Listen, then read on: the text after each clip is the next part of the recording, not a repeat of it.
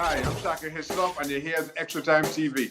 Check the mic and make sure it sound right, boys.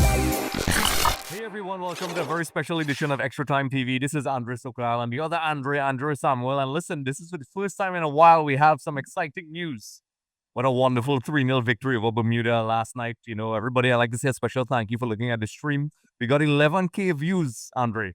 So that's pretty fantastic. That's pretty good. That's excellent. That's really, really good. A lot of interaction. So Andre, first off, let me hear your thoughts on the game. I think firstly the result was good. I predicted 4-0, and I would have gotten the prediction right if Cardines had squared the ball to OBQ open on top the 6-yard box. But nonetheless, a good result. The game kind of petered out in the way in which I expected. I expected Bermuda to start strongly because they were at home. And they had a couple of chances. They had the crowd on their side, so it was just up to us to weather that storm. And once we did, we were able to fashion a couple of chances. We showed our quality up front, and then the guys, our superior attacking force came through the end. I mean, there were a couple of things that I wish, were a little bit better in terms of the passing on top of the box. I mean, it looked a little loose at times, with respect to some of the communication and the way in which the players were interact, understanding each other's movement. But as the game going on, it got a little better. Spicer, I'm glad that he got a goal. He wanted a goal for a little while. Levi didn't get his goal, but he was instrumental in leading the team, leading the line. And all in all, I think a pretty decent performance. I will give that performance probably a 7.5 out of 10. And given the fact that it was a must-win result, we were under pressure. Bermuda were at home. They had the crowd behind them. At the end of the day, you can't fault a 3-0 result in the final stages of World Cup qualifying away from home. Right, so I'm going to pull out some stats real quick, folks, because, we want to keep this concise and fun as well, because this is a great time for Trinidad Tobago. So as it stands on the table, folks, from SuperScore, we got this from them. I mean, you can get it everywhere, but thanks to SuperScore. Curacao, 7 points. Jamaica, 6 points. Trinidad Tobago on 4 points. And we were talking about scenarios before, but before I get into that, I'm just going to pull up, the statistics from the game. We got 53% possession, shots on target, 22. A very colorful shot map. We had a lot of shots, and as you rightfully said at the beginning, as you can see on the screen here, folks, Andre's prediction could have been correct. It ended up being mine in the end, but it could have easily been Andre. And, I would have loved to have gotten, more goals. But, Andre, in terms of the offensive capability, we did highlight that once we got that first goal in, the floodgates would kind of open a little bit, and it did, Levi hitting the bar and so on. So with that being said, before we speak about Curacao really quickly, we'll have our match preview as well, folks. That'll be a separate video. The overall performance offensively and defensively, what were your thoughts? Yeah, so I think we were solid. We looked pretty good up front. Once we got the ball into the attacking third, we looked very threatening on many different occasions. I think the midfield also, I was a midfield fear that I could not have gotten right, because I didn't think he would have played three central midfielders. It was a central defensive midfielder in Philip, who I knew was going to play. He played Ram Prasad, and then he played 2 attacking 8s. He played Yates, and then he played Ram Prasad. So Yates probably played a little more advanced in the Molina role, because rumor had said that Molina had some visa issues and couldn't link up with his squad in Bermuda. So we had Yates stepping in, and we were decent in the midfield. Surprisingly, the place that I thought that we would have been the most solid, and which, based on the result, indicates or suggests that we were solid, was at the back. But I don't. This was in terms of the defensive pairing of Birmingham and Kobi Henry. This was not their best performance in terms of a cohesive defensive unit. They looked a lot more solid versus Curacao and even against Jamaica. So I know that there might be a little bit of tighten up to take place there. But all in all, as I said before, it was a pretty good performance. I'm happy with the result. And I'm also happy with Jamaica's result against Curacao. I was hoping for a Curacao win. So the equation becomes very, very simple now. Beat Curacao, beat Jamaica, beat Bermuda, qualify for a World Cup. And I think that, I don't want to sound like a pessimist or anything, but if you can't beat those teams, then you don't deserve to go to a World Cup anyway. Where are you going? Where are you going? Who are you going to play? Like where you're going to play, you're going to meet up with the likes of Spain and Japan and Argentina. If you want to go and play those teams, then you have to beat the teams around you. So if we have to beat Curacao, we have to beat Jamaica, but I think we will put a good showing against Jamaica at home. And the Bermuda game, which is the last game, I think we'll beat them here. So the key really is this game against Curacao. I think we could put in a showing. I think it'll be a nice game on Tuesday. Yes, I'm very excited, folks, and we will have our watch along and our match preview as well. And we'll have some quick fun with the stats here, folks. I got, as well from SofaScore. I'll pull it back up, the shot map. Just to point out what you said, Andre, with the defense. There's a couple of moments Bermuda did create chances, and I'm sure Dwight Yorke and they will look at this in the beginning. Smith, this credit, was reacting very well. You can see on the shot map here while it's on the screen. In post, I'll clean it up really nicely, folks. And you can see that they did create some chances. They did try some very direct over-the-top balls that caused Trinidad some problems as well in the beginning. So that could have been very dodgy for us with better finishing. Bermuda were not composed, and Smith, was in the zone as well. So that could have complicated things a lot for us. But in the end, that's just me, pointing out things that I'm sure Yorke will see heading into the Curacao game. We'll have to definitely fix. And then SofaScore gave us some cool ratings, Andre. According to them, let me pull it up really quickly. Levi Garcia got 8.3, which is the highest. Overall, I mean, if I had to choose personally, I think the offensive trio up front. I know a lot of people in the live stream were picking on Yates, which is just in that particular position. Bermuda was very physical. Phillips was very good. I love how Phillips and Rapazad throw their body around, able to neutralize the physicality of teams. I saw it against Curacao as well. And, sometimes, Yates, he played in that little, cam role there. And I think, from what I'm seeing, I think Yates will eventually come good. You can't just have 10 out of 10 performances. So I think, in the absence of Molino, that was great. In terms of some of the new players, I was really impressed. Dwight Yorke, when it was 3-0 up, I was hoping it would have been 4 or 5 by then. He brought in some of the players that don't get regular playing time. We spoke about that. Malik Khan, he did some wonderful, there was a through ball he did that basically cut through the entire Bermuda midfield. In the end, I can't remember who it was. But whoever it was, the ball got onto it. Of course, it didn't turn into a goal. But Malik Khan was impressive. I don't know why the striker is eluding me right now. Obekbu? Yes. Yes. So he came on, and you could see, obviously, he's getting familiar. And it's great that we had the opportunity to be comfortable, and these guys could get a little comfortable with each other. Of course, Kylie over doing his attacking runs. So what did you think about those guys when they came in? Well, I mean, the competition for places is going to ramp up a little bit. We saw that Malik Khan, as you rightfully said just now, came in and looked pretty decent. He fit into the midfield. He showed some elements of his quality. We had Darren Payne coming in the right back. And what I thought was pretty cool was that Darren Payne came on. I thought Darren Payne would have come on for Rio Cardines, but he didn't. The Darren Payne came on and took the right back spot, and Rio Cardines played like more of a right winger, which he could also play.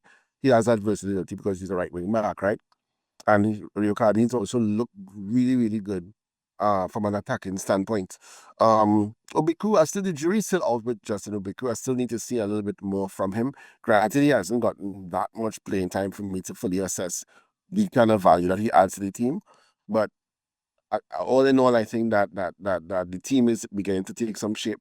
I noted that in our starting lineup, we had 5 of the players who weren't born in Trinidad. Yeah. And for the starting lineup, I don't know how often of a recurrence of a occurrence that has been in the past, but we had, I think, Cardines and Philip being born in England, and Sealy and Kobi Henry born in the US, and then you had Yates born in Canada. On the bench, you have Noah Powder being born in the States. You have Kylie Auvrey born in France. You have Obiku born in England. You have who else came on? I can't think of anybody right now, but there's a couple more players there who in the mix, looking forward for playing time. Oh, Darren Payne being born in Holland as well. So we have a couple players who we utilizing the diaspora. So even though we haven't tapped into the grandfather, clause just yet, we're still dealing with the direct parentage, and we're still able to acquire players who are able to add value to the team. So I'm looking forward to the additional competition for spaces. I would have liked to find out why Real Gill wasn't in the team. He was somebody that I thought would have done well in a game like this. So I'm curious to know why he wasn't in the 23-man squad. So hopefully we get somebody, one of the guys in the pre-match conference to ask that question, so that I could we could get some insight. But all in all, I'm happy with how the game went. We got the victory. Then Denzel Smith looked pretty solid in the back there. Raymond, although we had Noah Powder stepping in for him for the last couple of days, but Raymond came in and looked pretty solid. Looked confident bringing the ball forward. Pascal had a pretty decent game. I was worried about him because he's not been getting playing time with his club in Canada. Phillips came back into the squad, looked well. Yates was, in my opinion, the weakest player on the field for us, but I mean, he was in a role that he normally would not have played in because Molino would have been there. So all in all, I think we did pretty well, and I can't fault the attacking three that much. They looked good. I loved for the first goal how they kind of switched around themselves with Spicer coming in the mid in the central area, playing it a little bit wide for Levi. When Levi was wide, then Sealy occupied the central attacking spot, so we was able to not tap the ball in. So I like that, the little interchangeable nature of the attacking three. I hope that I long to see more of it, so that we won't look a little bit two-dimensional, one-dimensional. So I think there's a lot to look forward to, and I really hope that we get it right in this game. I'm worried about the pitch, but as much as I worry about the pitch, I think a lot of the players from Curacao don't play in Curacao, so the pitch is also something they have to get accustomed to. So who knows? Let's see how best we could come to speed with that without those conditions and get a good result on Tuesday. Correct. And we'll have a detailed discussion about that. Maybe tomorrow or closer to the game as well. And one final step before we move forward. Courtesy SofaScore, the momentum map, which is very interesting. It's amazing how these graphs show you, the overall, how the game. Now you could interpret it with your mind. Hey, Trinidad dominated. You could see if you look on the graphs on the pink or purple. Apparently, I'm a little colorblind, Andre. You could see Bermuda had a little spike in the first half and a little bit in the end when they were chasing, trying to get that goal back. But the majority of the game, there were lots of spikes for Trinidad and Tobago, showing that for the majority of the game, outside those little moments, Trinidad and Tobago had the momentum in this particular match. And of course, folks, just a reminder, we are now third in the group. I said it at the beginning. Curacao is on 7. Jamaica is on 6. As we all know, Jamaica lost to Curacao. One of the scenarios we spoke about. Trinidad and Tobago on 4 and Bermuda on 0. So, Andre, as you rightfully said, this game, it's in our hands and we have to win these games. And I couldn't have said it any better. We have to win those games. If you want to get to the World Cup, these are the teams you have to beat. And, we really don't want to get into that playoff spot, but we are at the stage now. We have to take one game at a time. I know everybody's excited. You and I are veterans. We've been around, so we know to temper our expectations and not get too excited until the deed is done. So it's very exciting. It's great to see the team respond this way. You and I went into great detail about how goal scoring was very important for us, and we were very confident we were going to get the results, and we did. So folks, with that being said, don't forget to like, share, subscribe. Let us know your thoughts. Also, we'll be doing a watch along as well for that game. Kenman or somebody else may come along this time around. I don't know, but it's been massive. So I really appreciate that. And of course, be sure to check out the match preview where Andrew and I will go into a bit more details on what we think about the Curacao game as well. We're going to try to do that live as well, but we have to make sure the technology works, Andre. You know how it goes sometimes.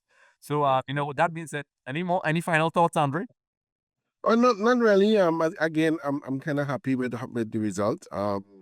It was a result that we could have all predicted, but I mean the performance was also pretty decent. I'm glad that Spicer got his first goal. It's something that he really wanted for quite a bit. I'm happy that Kobi Henry scored because now he kind of indoctrinates himself into the team a little bit more into the squad. Darren Payne got some minutes, so hopefully he might start the next game. So all in all, it's a pretty good overall performance. A couple of things to tighten up, but we have Molino coming to the squad next time. Levi plays 60 odd minutes, so he'll get a bit of a rest.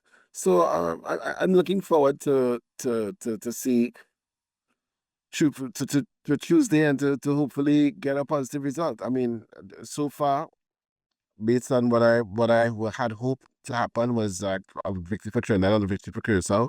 And now in this leg, I'm assuming that Jamaica is going to beat Bermuda and go on 9 points. Sorry, so it's up to us to beat Curacao and go on to 7 points, and that would be a fantastic window for us. So now once we on 7 points, Jamaica on 6 points, then we'll know for a fact that in the next game against Jamaica at home, we have to win. If we beat Jamaica, we'll leapfrog them, and then we'll have our home game against Bermuda to finish it off. So that's basically the script that I have. Hopefully, when I play the music, everybody dances to that tune. And once that happens, we will find ourselves in the 48-man World Cup next year in the United States. Well, North America, I should say. Yes, that'll be so. Just thinking about it is very exciting, folks. It's that close. It's been a long time since we had these games at this particular, these stakes. And you mentioned a good point before, we wrap up there, about, Kevin Molino not being there. I was impressed because we spoke about that in the preview. When Kevin Molino is not there, sometimes in midfield doesn't have that fluidity, but, kudos to the team.